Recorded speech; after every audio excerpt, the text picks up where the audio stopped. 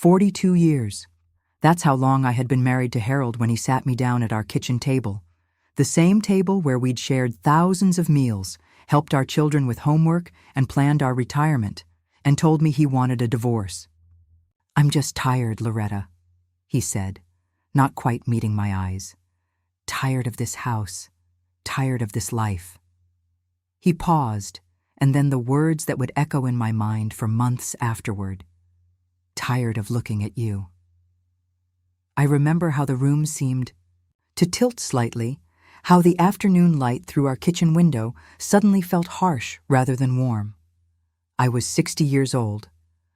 We had built an entire life together, raised 3 children, buried both sets of parents, celebrated anniversaries and birthdays and promotions. And now, apparently, he was tired of me. Before I go on, tell me in the comments, where are you listening from? I'd love to know who's out there, hearing this story with their heart. "What does that mean, Harold?" I asked, my voice steadier than I felt. "Tired of looking at me?" He shrugged, as if we were discussing something as trivial as changing the brand of coffee we bought. "You know what I mean. You've let yourself go. Your hair's all gray now. You don't dress up anymore. You're not the woman I married." Of course I wasn't the woman he'd married. That young girl of 18 was long gone, replaced by a woman who had carried and nursed 3 children, who had worked full-time while still handling most of the household. Responsibilities, who had nursed him through 2 major surgeries and a bout with pneumonia that nearly took him from us. I wasn't the woman he'd married. I was so much more than that girl had ever been. But all he saw was the gray hair, the wrinkles, the extra weight that had settled around my middle after menopause. "And you think you're the same man I married?" I asked, anger beginning to replace the initial shock. "No," he said, and then he had the audacity to smile. "But I'm still marketable. Marketable. As if we were products on a shelf, our worth determined solely by our packaging. I've met someone," he continued when I didn't respond.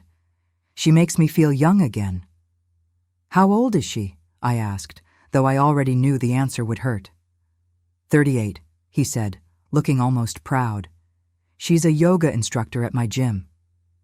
Of course she was. The cliché of it all might have made me laugh if it wasn't my life being torn apart. "I'm moving out this weekend," he added. "My lawyer will be in touch about dividing assets." Just like that. 42 years reduced to dividing assets. As if our life together could be split as easily as our bank account. He left me sitting there at the kitchen table, surrounded by the evidence of our shared life, the refrigerator covered with photos of our grandchildren, the wallpaper we'd picked out together 15 years ago, the worn spot on the linoleum, where we danced on our 40th anniversary. For hours I didn't move. I kept replaying his words in my mind. "Tired of looking at you." How long had he felt that way? How many times had he looked across the breakfast table at me and felt disappointment rather than love? How many times had he compared me to younger women and found me lacking? When our youngest daughter, Michelle, called that evening for our usual Thursday chat, I couldn't bring myself to tell her. Instead, I listened to her talk about her children, about the promotion she was hoping for, about the leak in her kitchen ceiling that was proving difficult to fix. I made appropriate sounds of interest and support, all while feeling as if I was standing outside my own body, observing a woman whose life had just imploded, but who was somehow still discussing the merits of different roofing companies. "Mom, are you okay?" Michelle finally asked. "You sound strange." "I'm fine, sweetheart," I lied. "Just a little tired." Tired. The word made me want to scream. That night, I lay in our bed, soon to be just my bed, and stared at the ceiling. Harold was sleeping in the guest room, having declared it too awkward to continue sharing a bedroom now that he'd made his decision. As if the awkwardness was the worst part of what he'd done. I didn't cry. Not then. The pain was too big, too all-encompassing for something as simple as tears. Instead, I felt a hollowness, as if something essential had been scooped out of me, leaving just a shell behind. 42 years. Gone because he was tired of looking at me. Morning came, as it always does, indifferent to human suffering. I got up, made coffee, and stood by the kitchen window, watching the birds at the feeder I'd maintained for years. They came and went, unconcerned with the fact that my world had collapsed. There was something both brutal and comforting in their indifference. Harold emerged from the guest room around 9, already dressed in what I recognized as his important meeting clothes: crisp button-down shirt, pressed slacks, his good shoes. For a meeting with his lawyer, I presumed. Or perhaps his yoga instructor. "I'll be out most of the day," he said, pouring himself coffee. "I thought it would be better. Give you some space to process." "How considerate," I replied, not bothering to hide my bitterness. He sighed as if I was being unreasonable. "Loretta, we don't need to make this uglier than it has to be. These things happen." "These things happen?" I repeated, my voice rising, despite my determination to maintain dignity. 42 years of marriage ending because you're tired of looking at me is just one of those things? You're twisting my words. I'm quoting them exactly. He set down his coffee cup with exaggerated care. "I didn't mean it like that." "How did you mean it then?" I demanded. But he had no answer, just a vague gesture that somehow made everything worse. He couldn't even articulate why he was throwing away 4 decades of shared history. After he left, I called in sick to the library where I'd worked part-time since the children had all entered school. Maggie, the head librarian and my friend of 20 years, heard something in my voice. "What's wrong?" she asked immediately. And just like that, the dam broke. I told her everything, my words tumbling out between sobs that seemed to come from some deep, primal place within me. "That absolute bastard," Maggie said when I'd finished. Her vehemence was startling. I'd never heard her use such language in all our years of friendship. "I'm coming over." "You don't need to—" "I'm coming over," she repeated firmly, "and I'm bringing wine." True to her word, Maggie arrived 45 minutes later, armed with 2 bottles of red wine and a fierce protectiveness that made me cry all over again. She listened as I cycled through shock, grief, anger, and fear, never once checking her watch or suggesting that I should look on the bright side. "What am I going to do?" I asked finally, staring into my wine glass. "I'm 60 years old. I haven't lived on my own since college. Our retirement accounts were all planned together. I have no idea how to even begin to rebuild." "One day at a time," Maggie said, reaching across the table to squeeze my hand. "And you're not alone. You have me, you have your children, you have friends who love you." "I haven't even told the kids yet," I admitted. "I don't know how." "They'll be hurt and angry on your behalf," Maggie said, "but they're adults. They'll understand that this is about Harold's failings, not yours." "Is it, though?" I couldn't help asking. "Maybe if I'd tried harder, gone to the gym more, dyed my hair—" "Stop right there," Maggie interrupted. "Don't you dare take responsibility for his midlife crisis. You're a beautiful, intelligent, loving woman who any man with sense would be lucky to have. Harold's the one who's lost his mind, not you." I wanted to believe her. Part of me did. But another part, the part that had absorbed society's messages about women's value being tied to youth and beauty, wondered if Harold was simply being honest about what most men felt but didn't say. When the wine was gone and Maggie had extracted a promise that I would call her any time, day or night, if I needed to talk, I found myself alone in the house that had been the center of my world for so long. Everything in it reminded me of Harold, of our life together. The recliner that had been his chair. The collection of jazz records he'd been so proud of. The photographs on the walls, our wedding, our children's births, vacations, anniversaries. I wandered from room to room like a ghost, touching objects, remembering. In our bedroom, my bedroom now. I stood before the full-length mirror on the closet door and really looked at myself. The gray hair that I'd decided to stop dyeing 5 years ago. The lines around my eyes and mouth. The body that had changed with age and childbearing. "Tired of looking at you," I whispered to my reflection. Then I did something I hadn't done since I was a child. I stuck my tongue out at the mirror. "Well, I'm not tired of looking at you," I told my reflection defiantly. "You're just fine exactly as you are." It was a small moment of rebellion, childish even, but somehow it helped. The next day, I knew I had to tell my children. I couldn't bear the thought of Harold spinning his version of events first, painting himself as the reasonable one who had simply outgrown our marriage. I called our eldest, Marcus, and asked if he could arrange a video call with all 3 of them that evening. "Is everything okay, Mom?" he asked immediately, concern evident in his voice. "We can talk about it tonight," I said, not trusting myself to maintain composure if I started explaining now. "Just make sure everyone can be there." By 7 that evening, I was sitting at my kitchen table facing my laptop, looking at the 3 faces I loved most in the world. Marcus, serious and responsible, so like his father in appearance, but, thankfully, not in character. Michelle, my sensitive middle child, already looking worried because she knew me well enough to sense something was wrong.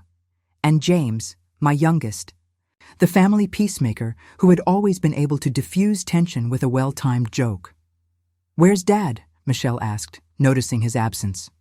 I took a deep breath. "Your father has decided he wants a divorce," I said, forcing myself to maintain eye contact with them through the screen. "He moved most of his things out this morning while I was at the grocery store. He's met someone else." The silence that followed was profound. Then all 3 started speaking at once. "What do you mean he wants a divorce? Another woman? Are you serious? After 42 years? What the hell, Mom?" I held up my hand, and they quieted, a testament to the authority I still held as their mother, regardless of their adult status. "I'm still processing it myself," I admitted. "But I wanted you to hear it from me first." He said. I hesitated, unsure whether to share the cruelest part. But they deserved the truth. He said he was tired of looking at me, that I've let myself go and I'm not the woman he married. Michelle's hand flew to her mouth. Marcus's expression hardened into something I'd never seen before. James simply stared, as if trying to make sense of words that had no logical order. "I'm going to kill him," Marcus said finally, his voice low and dangerous. "No, you're not," I replied firmly. "You're going to respect that this is between your father and me, regardless of how hurtful his actions are." "But Mom, he can't just—" Michelle began. "He can," I interrupted gently. "It's not what I wanted, but I can't force him to stay in a marriage he no longer values." "This is about his age, isn't it?" James asked perceptively. "He's having some kind of crisis because he's retired now and facing mortality, so he's running off with— who? Let me guess, someone half his age?" "She's 38, I confirmed. A yoga instructor at his gym." James made a disgusted noise. Could he be any more of a cliché? Despite everything, that made me smile slightly. Apparently not. The conversation continued for over 2 hours. My children cycled through shock, anger, concern for me, practical questions about finances and living arrangements, and back to anger again.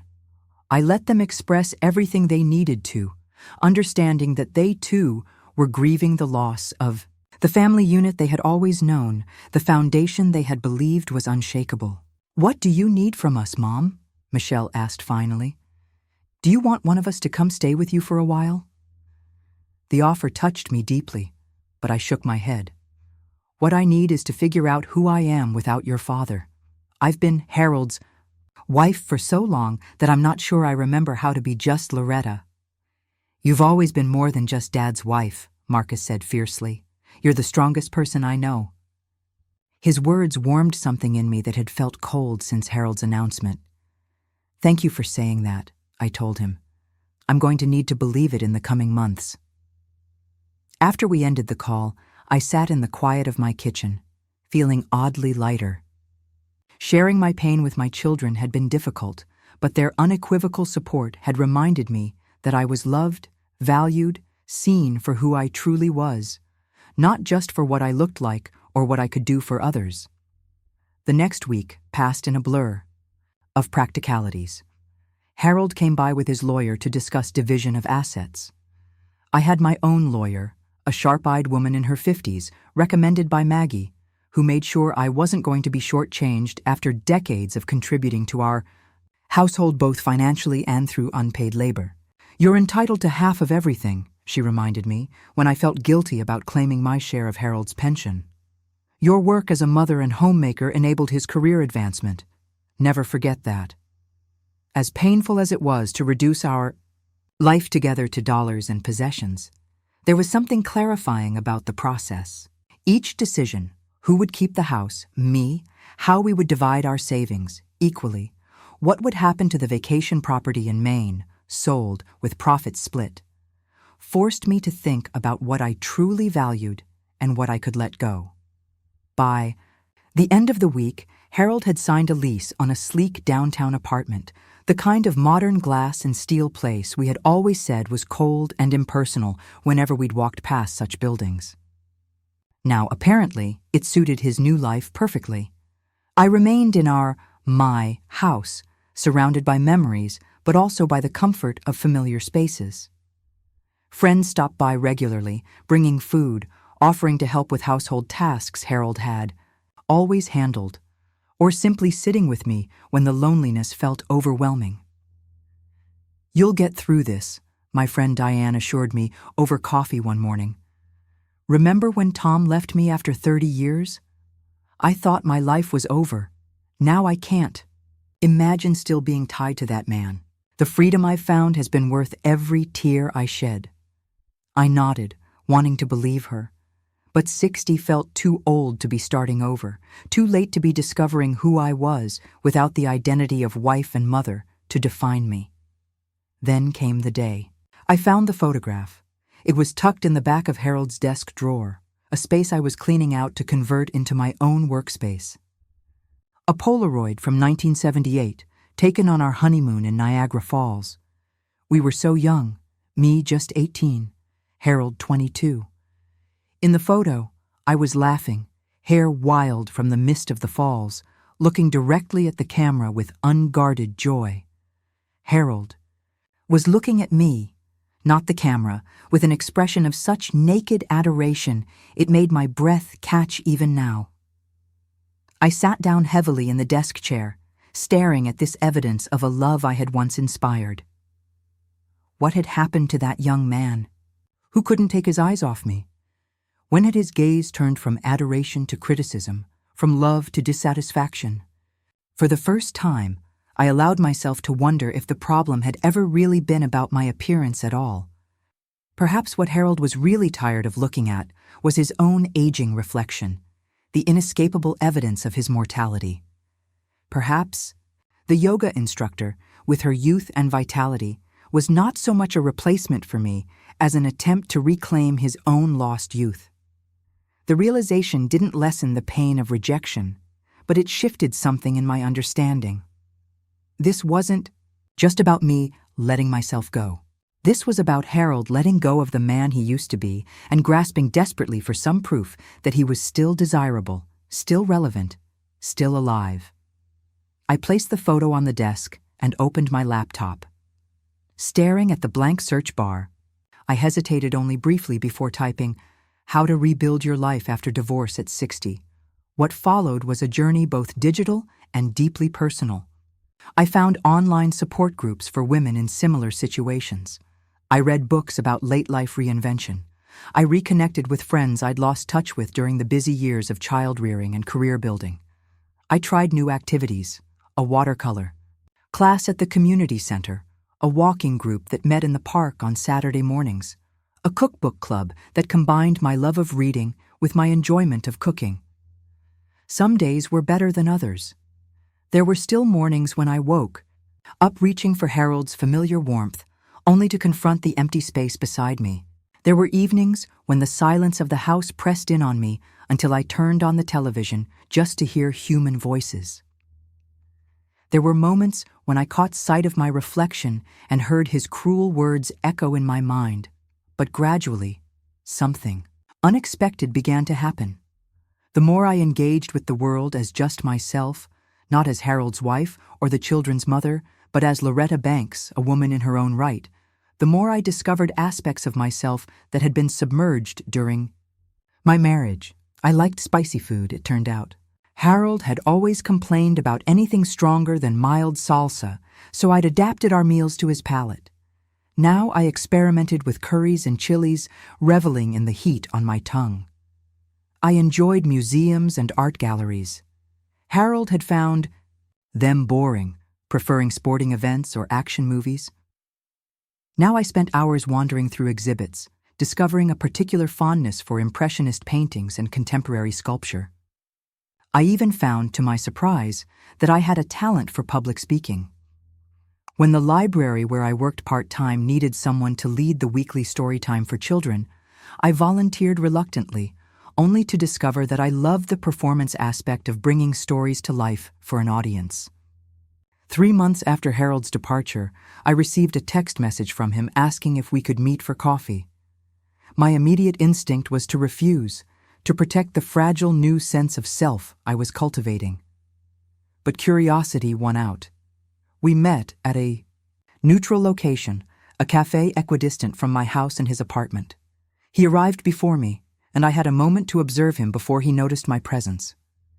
He looked older somehow, despite the new, more youthful clothes he was wearing, and the fact that he'd dyed his hair a shade of brown that hadn't been natural for him in at least 15 years. "Loretta," he said, standing as I approached the table. "Thank you for coming." I nodded, taking the seat across from him. "You wanted to talk." He looked down at his coffee cup, turning it slowly between his hands. "I wanted to see how you're doing." "I'm doing well," I said, surprised to find that it was true. "Better than I expected, actually." He nodded, still not meeting my eyes. "You look different." I hadn't made any dramatic changes to my appearance. My hair was still gray, my face still lined with 60 years of laughter and tears. But I had been taking better care of myself, not for anyone else's approval, but because it made me feel good. I'd been walking regularly with my new group, which had brought a healthy flush to my cheeks. I'd been sleeping better, which had reduced the dark circles under my eyes. And perhaps most significantly, I'd been smiling more. "I feel different," I acknowledged. "I made a mistake," he said abruptly, finally looking up at me. "With Jasmine, it didn't work out." I wasn't surprised. Part of me had been expecting this. Conversation had rehearsed various responses ranging from righteous anger to smug satisfaction. But sitting across from him now, I felt neither. Just a calm certainty that whatever he was about to propose, it wouldn't change my path forward. "I'm sorry to hear that," I said, and meant it. Despite everything, I didn't wish him unhappiness. "I've been thinking," he continued, leaning forward slightly. "Maybe we were too hasty. We have so much history together, Loretta. The kids, the grandkids, all those years. Maybe we should consider reconciliation." The word hung between us, heavy with implication. Reconciliation. A return to what was familiar. A restoration of the life I had thought would be mine until death parted us. 6 months ago, I would have grasped at this offer like a drowning woman, reaching for a life preserver. 3 months ago, I might have considered it, weighing the comfort of the known against the fear of the unknown. But now, looking at Harold across the table, I realized something profound. I didn't want my old life back. "No," I said, the word coming out clear and certain. Harold blinked, as if he hadn't quite heard me correctly. "No? No," I repeated. "I don't want to reconcile, Harold." He sat back in his chair, genuine confusion crossing his face. This wasn't how he had expected our conversation to go. He had walked out on me, declared himself tired of me, and now he was offering to return. Surely I should be grateful, relieved, eager to restore our marriage. "I don't understand," he said finally. "I thought you'd be happy. We could put all this behind us, get back to our life." "Our life," I echoed. "The one where you were secretly dissatisfied with me? Where you stayed until something you thought was better came along? Where I constantly wondered if you were looking at me and feeling disappointed?" "It wouldn't be like that," he insisted. "I've learned my lesson. Jasmine she wasn't what I thought she'd be." "And what was that, Harold? Young, admiring, uncomplicated by decades of shared history and responsibility?" He had the grace to look ashamed. "I wasn't thinking clearly." "No, you weren't," I agreed. "But I am now. And the truth is, I don't want to go backward. These past months have been painful, but they've also been illuminating. I've discovered parts of myself that I had forgotten or never known. I've built a life that fits me, not us. And I'm not willing to give that up." "Because of what I said?" he asked, a note of desperation entering his voice. "Those things about being tired of looking at you? I didn't mean them. I was going through something. A crisis, yes, I know," I interrupted gently. "And I forgive you for that, Harold. I really do. But this isn't about punishing you or holding a grudge. It's about me finally understanding what I want and need at this stage of my life." "And that doesn't include me," he said flatly. I considered his words carefully before responding. "It doesn't include being half of a couple where my worth is measured by how well I maintain my appearance, or how closely I resemble the young woman you married. It doesn't include compromising my newfound interests and passions to accommodate someone else's preferences. It doesn't include living in fear that you'll leave again when the novelty of reconciliation wears off. So that's it? 42 years just over?" The hurt in his voice nearly swayed me. This was the father of my children, the man who had held my hand through 3 deliveries, who had danced with me at our children's weddings, who had shared my bed for most of my adult life. Ending our marriage hadn't been my choice, but choosing not to resurrect it, that was a decision I was making with clear eyes and full awareness of what it meant. "Those 42 years happened," I said softly. "They're part of both of us, and I don't regret them. We raised 3 wonderful children together. We had good times, Harold, many of them. But we're different people now than we were when we started. You realized that before I did. The difference is, I've come to see it as an opportunity rather than a loss." He was quiet for a long moment, turning his coffee cup in small circles on the table. "I don't know how to be alone," he finally admitted, his voice small. I felt a surge of compassion for him then. Harold had gone from his parents' home to our marriage, with barely a pause in between. He had never lived by himself, never had to build a life solely on his own terms. What had seemed like confidence when he left me had likely been bravado covering deep uncertainty. "You'll learn," I told him, "just like I did. It's not easy, but it's not impossible either." We talked a while longer, more honestly than we had in years, about the good times we'd shared, about where things had started to go wrong, about our hopes for maintaining a civil relationship for the sake of our children and grandchildren. When we finally parted, it was with a hug that felt like both a goodbye and a beginning, the end of one chapter and the start of another. Walking home from the cafe, I took a different route than usual, passing through a small park I'd rarely visited during my married life. It was a beautiful autumn day, the trees aflame with red and gold, the air crisp but not yet cold. On an impulse, I sat down on a bench overlooking a small pond where ducks were gliding across the still water. I thought about the journey of the past 6 months, the pain of rejection, the fear of being alone, the slow, sometimes stumbling process of rediscovering myself. The gradual building of a new life, different from but no less meaningful than the one I had planned. Just then, my phone buzzed with a text message from Michelle. checking in on my amazing mom. How are you doing today? I smiled, taking a photo of the autumn scene before me and sending it back with the message, finding beauty in unexpected places. I'm doing just fine. And I was.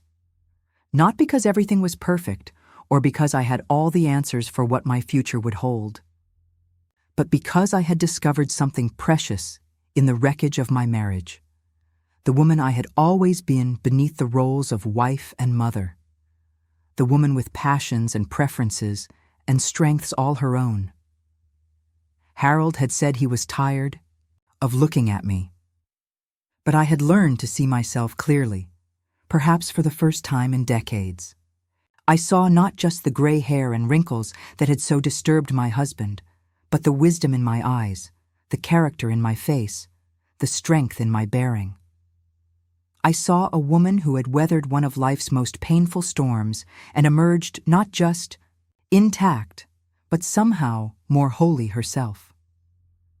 6 months later, I sold the house and bought a smaller place closer to the library and community center where I now worked nearly full-time, having discovered a passion for program development that I never knew I possessed. I started a support group for women going through midlife transitions, sharing what I had learned and continuing to learn from others' experiences. Harold and I settled into a cordial relationship, primarily connecting through family events. He seemed adrift still, dating occasionally but never seriously, his apartment remaining as impersonal as the day he moved in. Sometimes I felt sorry for him, but more often I felt grateful for the unexpected gift his rejection had given me. The chance to discover who I was beyond being someone's wife. On my 61st birthday, my children threw me a surprise party. Friends from all parts of my life attended. Old friends who had supported me through the darkest days, new friends I had made through my various activities, colleagues who had become confidants. As I looked around at the faces of those gathered, to celebrate me, not as Harold's wife or the children's mother, but as Loretta, a woman valued for herself alone, I realized something profound. The end of my marriage, painful as it had been, wasn't the end of my story. It was merely the beginning of a new chapter, one I was writing for myself, one word, one day, one discovery at a time. And I was no longer tired of what I saw in the mirror. I was, at long last, truly seeing myself. Thank you for listening to this story. If it touched your heart, make sure to subscribe to our channel and stay with us for the next story. It's already waiting for you on the screen. Because every story told by a grandmother carries the strength of generations. Click and keep listening. We'll be right here.